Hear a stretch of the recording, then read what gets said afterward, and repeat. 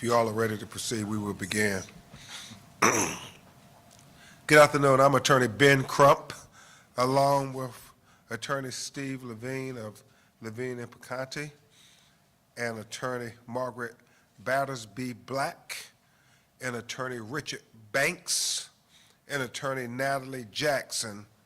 We have the honor of representing a young man who has exemplified great courage, and that is Lloyd Yates. Also present with Lloyd are his parents, Dr. Yates and Dr. Yates. Anybody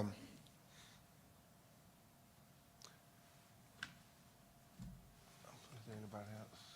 Yeah, we good. You know, I thought about this a lot, Margaret. Although there are other lawsuits that have been filed, this is the first lawsuit with a named plaintiff. And that courageous plaintiff is Lloyd Yates, who you will hear from momentarily. We have also included in our lawsuit quotes from players about their similar experiences. Players named Warren Miles Long and Simba Short. It's a real big deal when these young people have the courage to take a stand and refuse to be victims anymore, refuse to have their voices silenced, but to take a stand.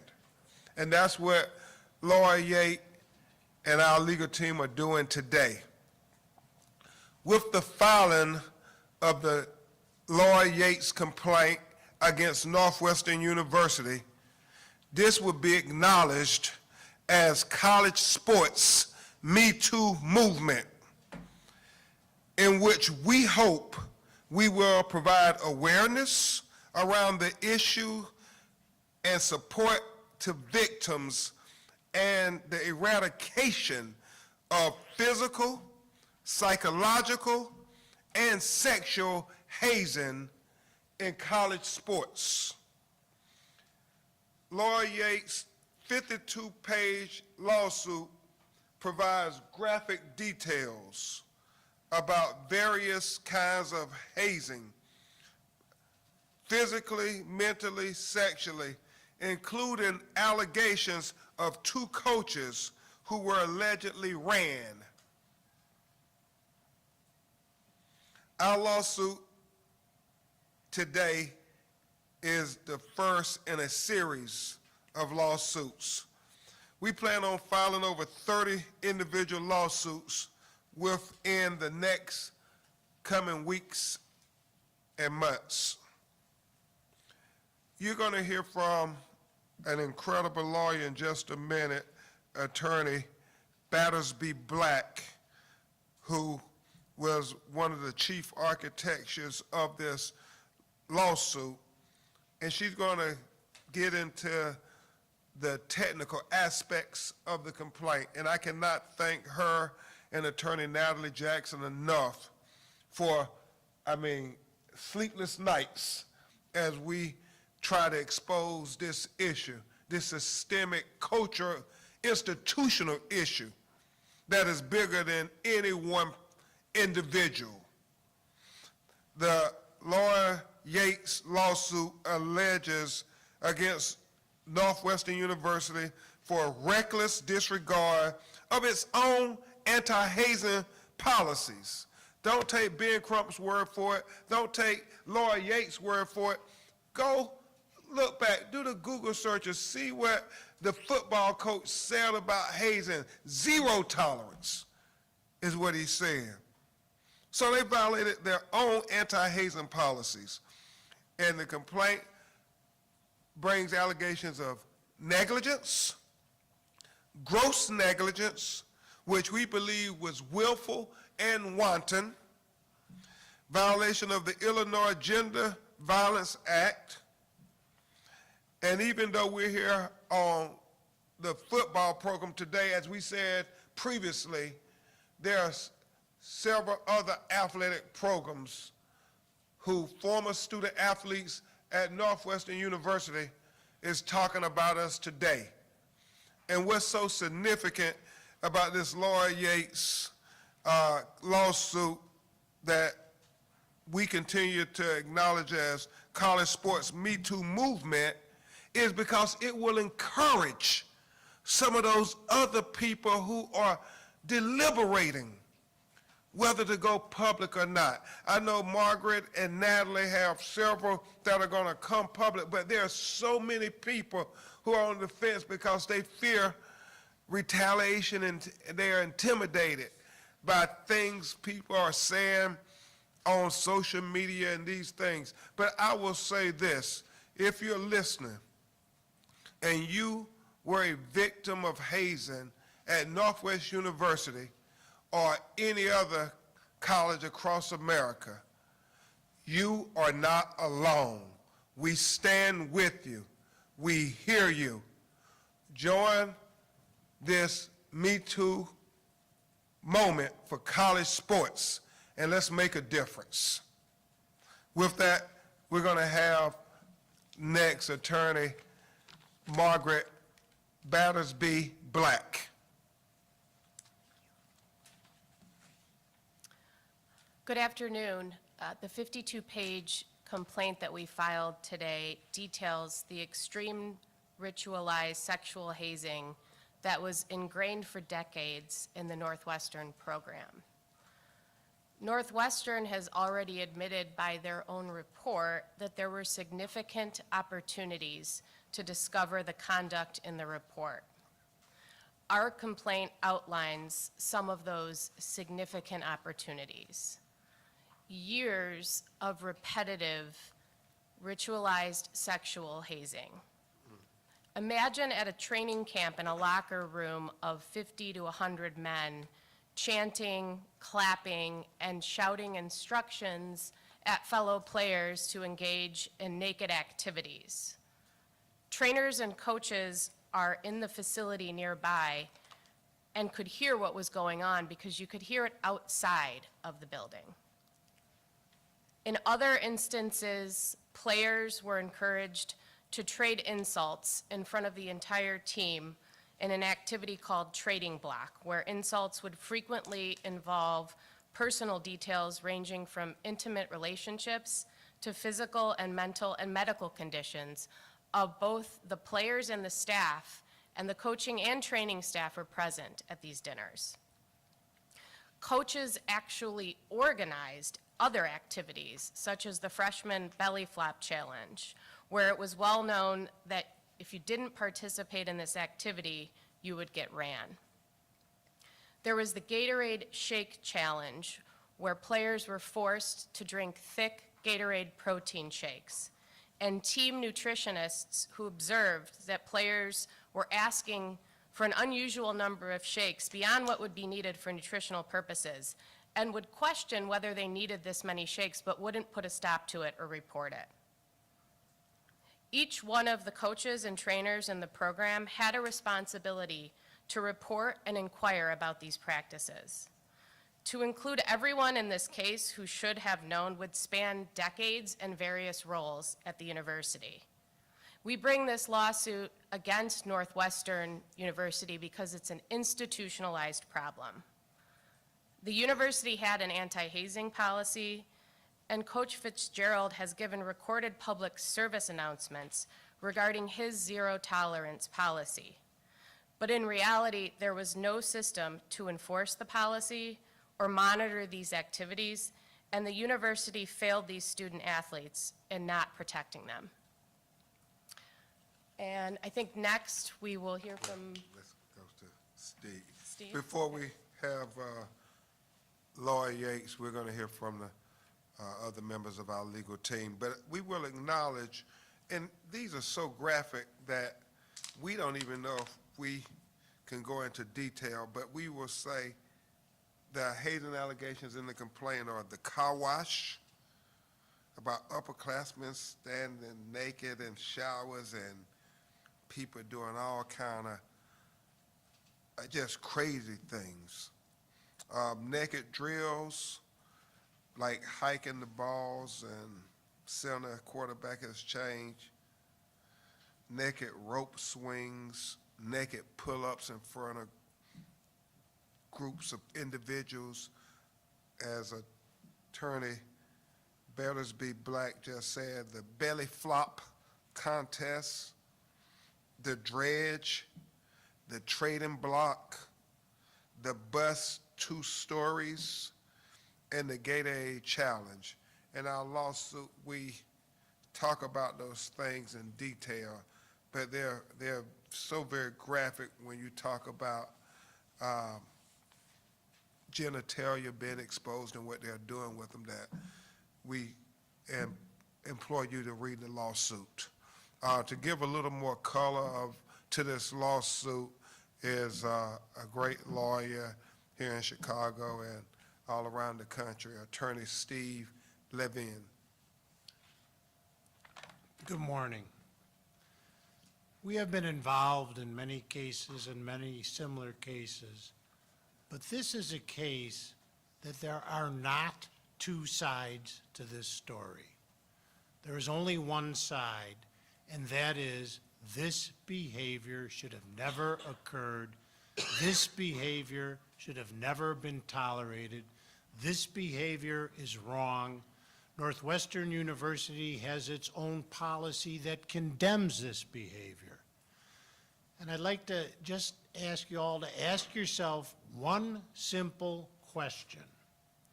What would have stopped this ritualized sexual hazing in 1 second? And here's what it is. One position, one person in authority at this university needed to address these college athletes, these students, these people starting their college career and say, this type of behavior cannot be tolerated. If you're doing it, stop. If you don't stop, there'll be consequences. One individual in the decades-long period that this took place just needed to come forward in authority and say, cut it out. It has no place in any aspect of university life, let alone in the college football program. Just stop. That simple. It never occurred. And that's the tragedy, and that's why so many lives are involved and messed up and wrecked and conflicted because of that. Thanks. Thank you so much, Attorney Levine.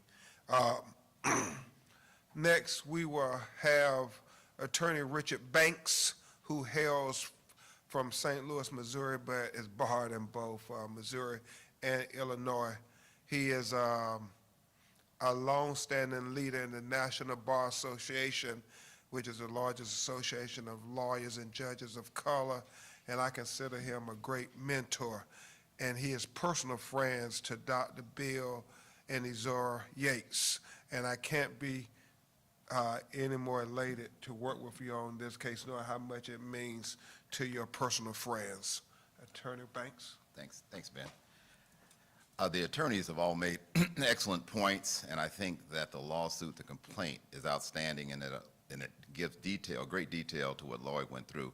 But I think the key point of all of it is what Ben said, what a brave young man Lloyd is to come forward. These are pretty serious allegations, and they're very embarrassing to come forth and talk about. It takes great courage. He's a great Chicago kid. His dad, Dr. William Yates, is a Northwestern grad. His mom, Dr. Izora Yates, both reside here in Chicago. Very heartfelt for them. But they couldn't be prouder, and I'm happy to be here with them to represent Lloyd because he has shown great courage in coming forward and being named in this. Thank you. Thank you very much, Attorney Banks. And the last speaker you will hear from, and everybody here will take questions. Even his mother and father said they will take questions as well if need be, because they stand in solidarity with Lloyd in coming forward and having the courage to come forward. And we don't take this lightly, what Lloyd is doing. We understand, he understands he's opening himself up to all kind of criticisms, but he said it doesn't matter. Right is right and wrong is wrong. And I just want to say thank you, Lloyd Yates, for standing up for right. Your courage is helping launch this Me Too movement for college sports. And regardless of what any naysayers say about you, there are groundswell of people who are saying, finally, finally, finally.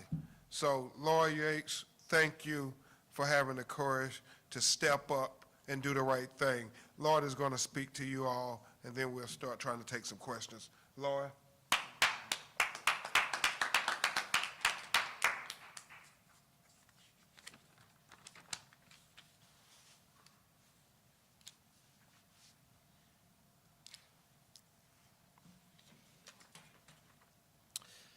When I enrolled at Northwestern University in June 2015 as a freshman quarterback, I never imagined that I would be standing here today involved in illegal action. But here I am. This is not an easy place to be, but I join other former and current Northwestern players as we finally hold Northwestern accountable. I hope 3 things will come out of this lawsuit. I want justice for all the victims of this horrific hazing. I want closure for myself and hundreds of other Northwestern football players who suffered in silence. Too often, many of us have blamed ourselves for things that were beyond our control. Lastly, I want protection for future players. Northwestern failed to protect us. I hope this lawsuit ensures that Northwestern will protect future generations of student athletes. When I read the complaint, I was overcome with disappointment, frustration, and shame. No young teenager should have to bear what we did as freshman students. We were conditioned to believe that this behavior was normal, which was sickening and unacceptable. To all the young athletes out there, I urge you to stand up. Stand up for yourself, even when the odds are against you. For I've come to realize that no one else will. But I want you to know that you have my unwavering support indefinitely. I hope that by speaking out, future athletes will be free from the physical, emotional, and psychological trauma that I experienced as a collegiate athlete at Northwestern University. Thank you very much, Lloyd. And again, we applaud you and thank you. Before we have questions and answers, Dr. Bill Yates, Lloyd's father, is going to make some comments. Dr. Yates? Thank you for letting me make some comments. I'm Lloyd's dad. Let me say first and foremost, because like people will ask Chris Rock, well, did that slap hurt? You know, they always want to know, did it hurt? And he'd be like, of course it hurt. People have asked me recently, did you know the severity of what was going on at Northwestern? Because as a parent, that wouldn't seem right. And I have to say, honestly, I had no idea. And to this point, to read the complaint, it's actually sickening that something like this has happened. No parent in their right mind would allow their kid to be subjected to something like this. I have to say, just as a normal parental story, in the summer of 2015, we dropped Lloyd off at Camp Kenosha, or whatever they called it. Me and my wife couldn't have been prouder than a son who had excelled academically in high school and had so many trophies in his room at home. Because he was such an outstanding athlete, it was hard to get in his room to tiptoe around the trophies. We were all so proud. Northwestern's academic superiority, nobody doubts that. They're number 10 in the U.S. World Report as far as best universities for academic superiority.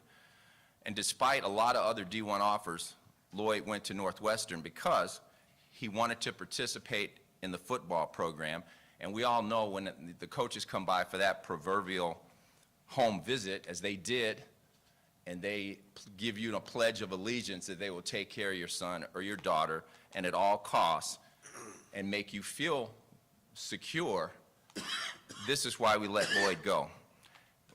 What we wanted to do was ensure that Lloyd made the transition from a child to an adult, an independent adult. This was what we thought was going on. As we know, college years are supposed to be magical, and a lot of us, as we sit around and talk to our college buddies, we always reminisce. But yet it seems this is not the case for Lloyd. Him and his comrades, despite their best efforts, have been exploited and sexually harassed in a way that is hard for me to even describe. This culture appeared to be so commonplace, as Ben said, that it was almost invisible, like people who wrote a book about the invisible man. It was so commonplace and so proverbial that even though it was happening to coaches, it was invisible. Lloyd's hope, just as he said, is to expose the horror and the exploitations that these young men and women went through. As we all know, in science, if you have one data point that stands out, what's that called? That's called a fluke. If you have 2 data points that stand out, you get curious. 3 data points, that's a trend. 4 data points starts to become scientifically significant for validity. And I can say right now, we have more than 4 data points. Wow. So it is our hope. And my family has 100 years of legacy at Northwestern, from the undergrad to the medical school. Lloyd's brother, who's a doctor now, went there undergrad. I went there undergrad and medical school. Lloyd's great-grandfather went there to be a doctor in medical school. So we had nothing but high esteem for this institution, which I can't say that we do at this point. It's our hope that through this, that Northwestern will make the changes to the athletic program and other programs which are suffering the same moral ills and moral turpitude, and this can be corrected with rapid speed and accuracy so these things do not recur. And it's also the hope, by bringing this to light, that this puts other universities on notice before they get called out to clean up their house. So I want to thank Lloyd. It makes me feel good that we have trained him to be an independent thinker, to be a leader, and not be afraid, because we all know when it's right, you have to do the right thing. Thank you. Thank you. Thank you. Thank you so much, Dr. Yates. At this time, we'll take your questions if you have any. Yes, ma'am. Yes, hi, John Greco with Grace Chicago. Question for Lloyd. When you say that you want protection for future players, what would that look like?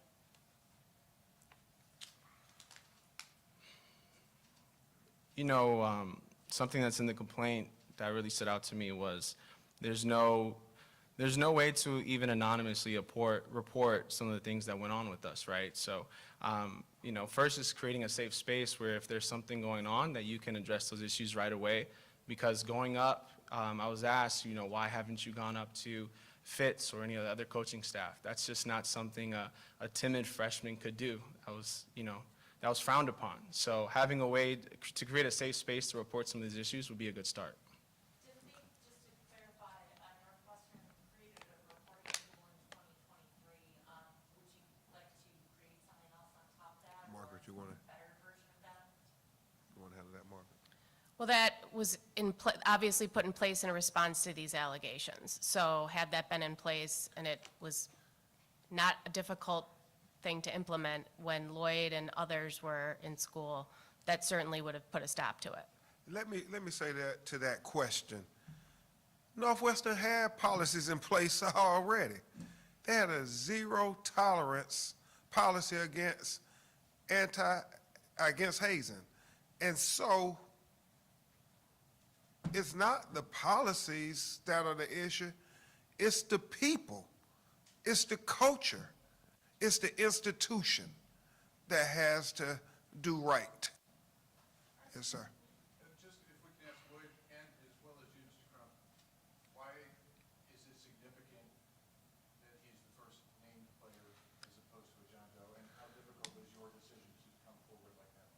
Yeah, and I'll go first, Lawyer. You know, with anything, being the first is extremely difficult, especially when you're going against a well-lauded institution, celebrated coaches, and players who are saying, hold on, it's going to have an effect on our program. You can only imagine what people are saying on social media about these young people who are coming forward doing the right thing. Don't we want to encourage our children to come forward and do the right thing? And the fact that Lord is doing it, and he's not hiding behind any anonymity. He's saying, here I am.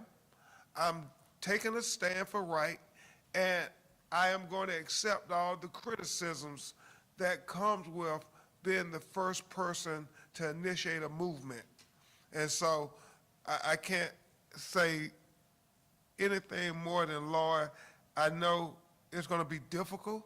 I know there are going to be things said about you that are not going to be flattering, but just know they talked about so many people when they tried to change cultures and institutions. You're on the right side of history, Lord. You are on the right side of history. Lord, Howard was to come forward as the first. I mean, it was definitely something to consider, right? Just all the implications that can come with it, all the criticism, but I think what really comes down to is hearing the whistleblower and really just having a reflection on my experience there and all the trauma that ensued during the time and has had a lasting effect. And just when you really look at it, right, if you look at the complaint and you think this, you know, we had no reference, we had no foundation to really understand what, you know, college athletics was other than this. It just really made me sick to the stomach. And I really felt like I had no option but to speak my truth. Are the two coaches who you referenced that got ran, are they still on Northwestern staff currently, do you know? So, given the sensitive nature of what that act really means, we're not going to provide any identifying details now, but they may obviously be disclosed during the course of the lawsuit. Just to clarify, for Lloyd and Margaret, did Northwestern not have any mechanisms in place to report abuse, whether it was leadership council, surveys, outside the athletic department? I've been told by sources there were multiple things that were in place. I'm just clarifying on your perspective, were there or were there not? Let me say this before we go there. The burden is not on the victims. What would have happened at the beginning of every football season if the coaching staff addressed the team and said, if we hear of any hazing going on, you will be expelled from the football program? That doesn't take policies, that doesn't take procedures, that is a simple mechanism. Ask yourself, if that happened, would we be here today? Address the team and tell them, hazing is not tolerated. If you do it, you'll be expelled from the program. They knew what the hazing policy was. Why didn't that occur? And that didn't occur. No one has come forward and has said that. I assume it did not. The other thing that you have to remember is that this is so normalized for these players that even if there are surveys at the end of the year or leadership council or things where these kinds of things could be brought forward, many of them didn't know they were things to bring forward. Many of them assumed this was how it was. It was normalized in the culture. It was an institutionalized thing. And so, again, to say that those tools were a way to enforce the policies really isn't appropriate. I think the other thing that I've heard through my many interviews with players is that while there was a leadership council, the leadership council wasn't really a voice for the players who needed to and wanted to speak up about certain things. Yes, ma'am. Lloyd, would you say that the majority of abuse did happen at the camp? And does it give you any comfort that they've since said that there will no longer be camp off property? I'd say, you know, abuse happened year-round. It wasn't restricted to camp. Obviously, camp was where some more graphic stuff was taking place.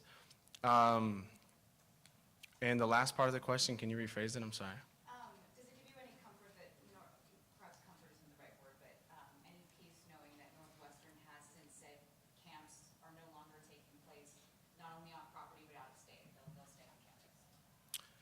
Not really. I think it was a cultural thing, and cultures can spread. I think location doesn't really matter. So I think there needs to be a lot of work moving forward. Was there a specific position that was more involved in the Shrek squad than others? I saw there was a reference that positions would battle each other, but I'm wondering if there was like a specific position group that kind of was spearheading this during your time there. Not necessarily. I think, and I want to reiterate kind of what I said at the initial press conference, right? We were all victims, and I want to make that clear. No matter what role, if you were being hazed or on the perpetrating side, it was just really a culture that you had to find a position within. And for some guys, that's where their identity was. But they're not at fault. They are just as much victims as us. Was that why, I think you guys made the choice that no players who hazed are named in this lawsuit? Is that sort of the logic behind that? Yes. Any other questions? Yeah. Yes, sir. Yeah, Lloyd, when did you graduate from Northwestern, and how many years of football did you play there? I graduated in 2018. I played 3 years, and I graduated in 3 years. Can I ask one more thing on the Wednesday Journal in Oak Park? Please. Get any kind of hazing at OPRF when you played there?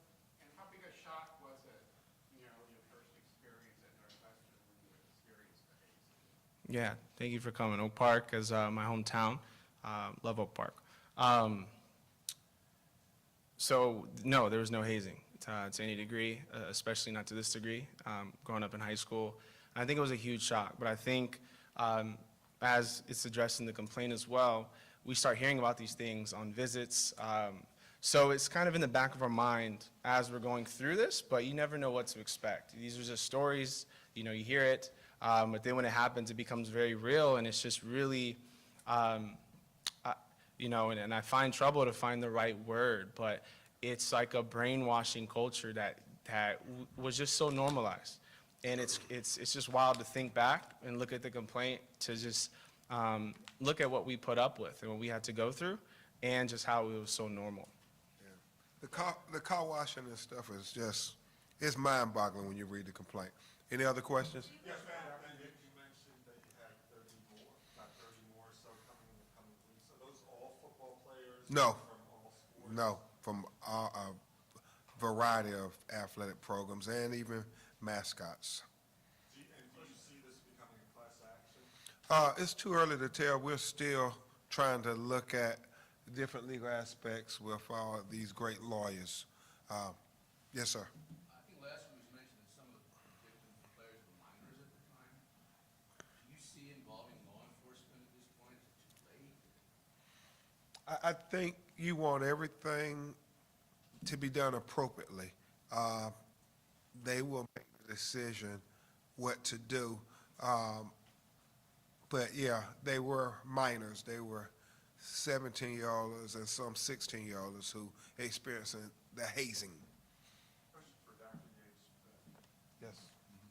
Mr. Yates. Yeah, it's all the same. Can you talk about when you became aware of this at first and what your reaction was and what your advice to your son was? I think the first time I heard of something that I didn't think was savory when maybe he was a freshman or a sophomore, and I'm sure it's in the complaint, but they would talk about wrestling naked in the showers, and that was kind of normal.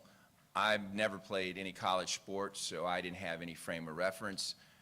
It seemed very unusual to me. I kind of acknowledged it and asked him, and that's what you guys do? And he said, yeah, after the game, there's a lot of naked wrestling in the shower.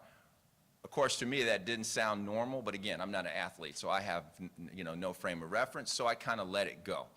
But as far as anything else that occurred, Lloyd being of such, sound mind and body kind of buried all the pain with him, I had no idea. That's the only thing that I heard and I felt was suspect, but again, not being an athlete, just like being a doctor in the old days, there's certain rituals you had to do that today you couldn't do. So I figured maybe that's the rite of passage, naked wrestling in the shower. Well, and I'll say this, Dr. Yates, when you read about car washing, it was far more than naked showering. It was very organized, what they were doing. I think we have some questions from, Yeah, there are a few questions from reporters up who are on this, following on Zoom. So this one from the patch.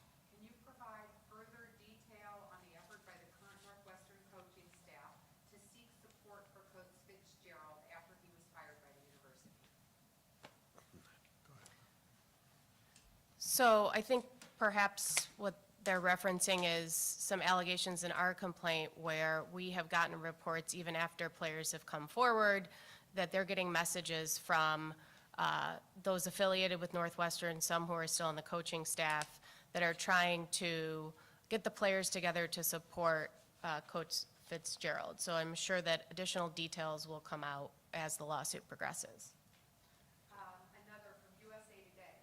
Why are none of the players who allegedly performed these hazing acts not named in the lawsuit or listed as defendants? I think as Lloyd Yates just said, better than any lawyer could say, they were all victims. These are all young people who, you know, were interjected into a culture that said, this is what you're supposed to do. And as Lloyd said, he sees them just as victims as he was.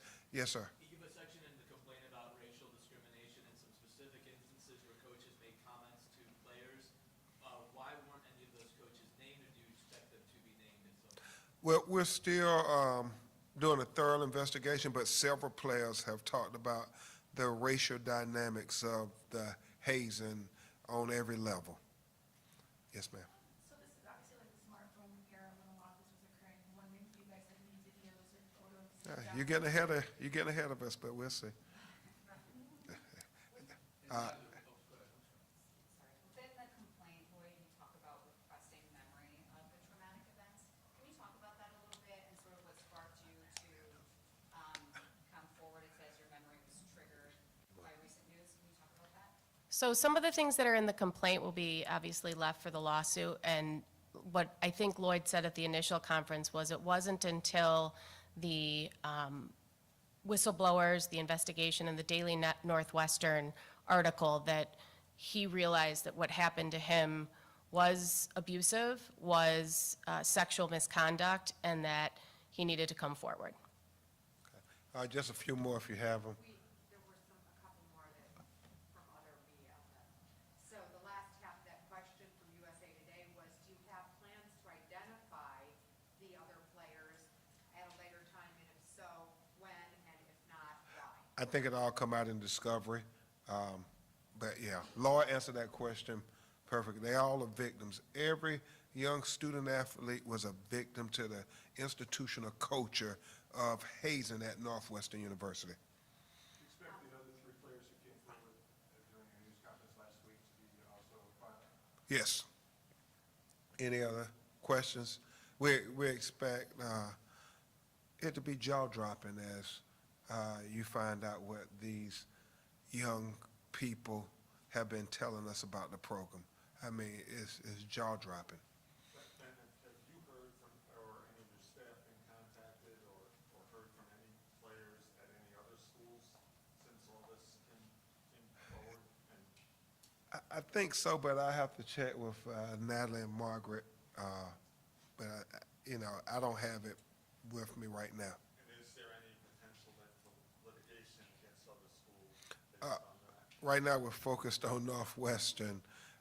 We want to set a precedent, and then hopefully it will stop in every school. I hope that every college, following this Me Too moment for college sports with the Lloyd Yates complaint against Northwestern, is having meetings right now. Every college coach, football, basketball, baseball, volleyball, softball, every sport, having meetings saying that we will not tolerate you being physically, mentally, and sexually hazed in any way. And if you are, speak up now, and those individuals will be expelled immediately. Okay, last. One last question for Lloyd. Separate from this lawsuit today, there was another suit filed on behalf of a female volleyball player. I'm just curious, were you aware of hazing going on